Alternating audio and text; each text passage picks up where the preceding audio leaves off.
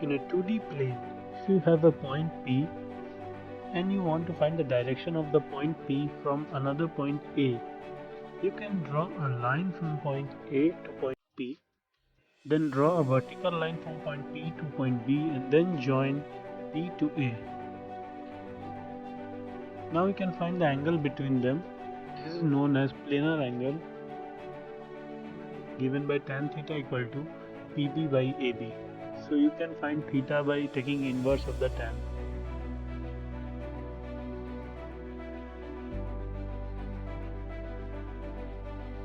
Is in a 3D space and you need to find the direction of the object with respect to a point on the surface.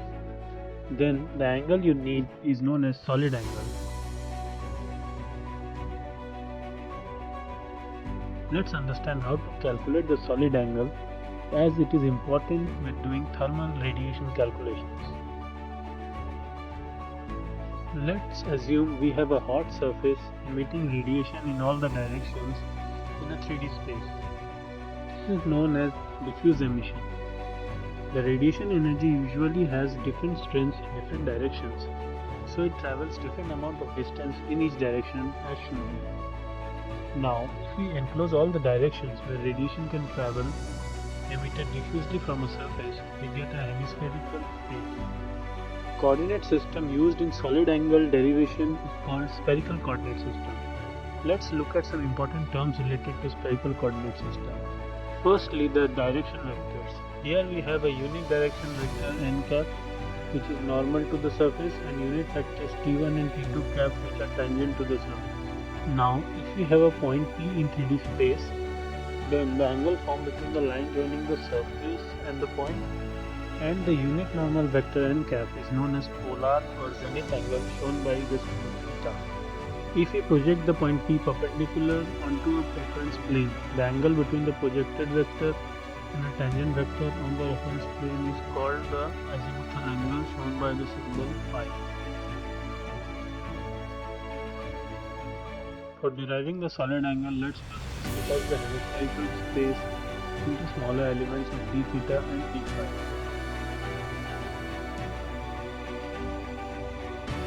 Let's assume that the radiation emitted by the hot surface reaches an infinitesimally small surface element dAj on this hemispherical space.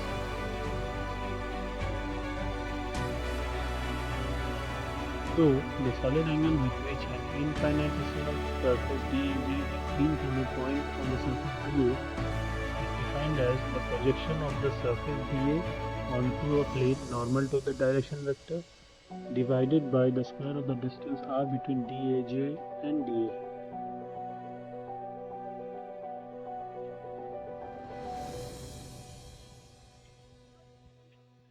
Now let's find dAj. Here we are considering the infinitesimally small surface dAj, which makes infinitesimally small azimuthal angle d phi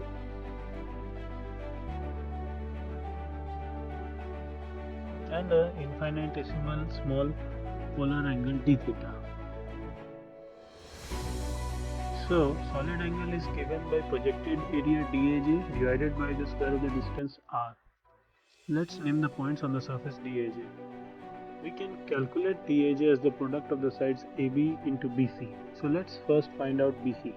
We know that if we have an arc of length L from a circle of radius r which subtends a very small angle theta, then L is equal to r theta.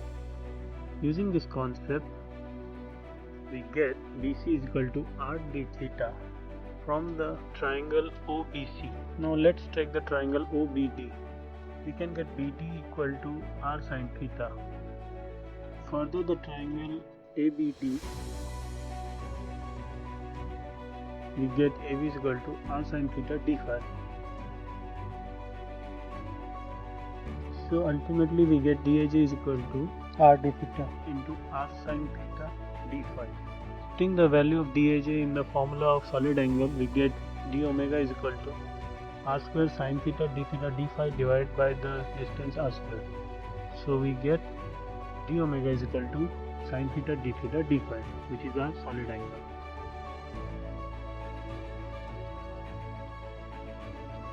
So for surface emission, we can calculate the solid angle. Here the theta ranges from 0 to pi by 2 and phi ranges from 0 to 2 pi. Putting these values on the integral limits and the value of d omega, that is sin theta d theta d phi, we get the total solid angle of surface emission to be 2 pi.